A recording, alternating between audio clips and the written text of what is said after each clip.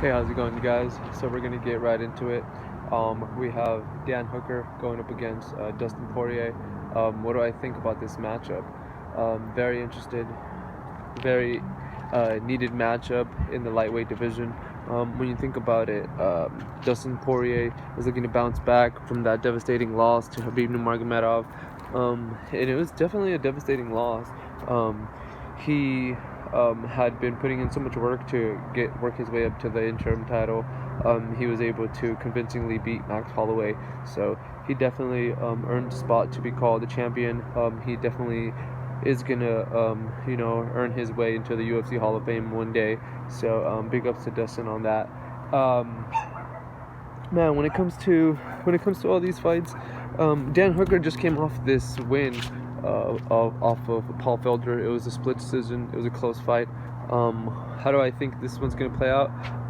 Man, if wow, both these guys have knockout power. Both these guys are durable. Both these guys have been in wars. Man, this could be fight of the year candidate for sure.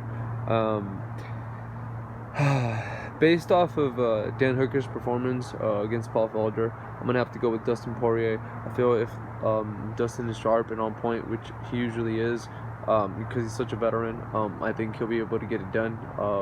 Probably going the distance. If it somehow ends in submission, I give that favor to Dan Hooker. I think he's a little bit more slick on the ground. When it comes to striking, we'll see. I think it's going to be pretty closely contested. These fights as of late have been really close, so this fight could end up being a war. These guys are both very technical, so it could end up being a slugfest. It could end up being a war of attrition, whose body could last longer. So in this one, I'm gonna have to slightly edge Dustin Poirier.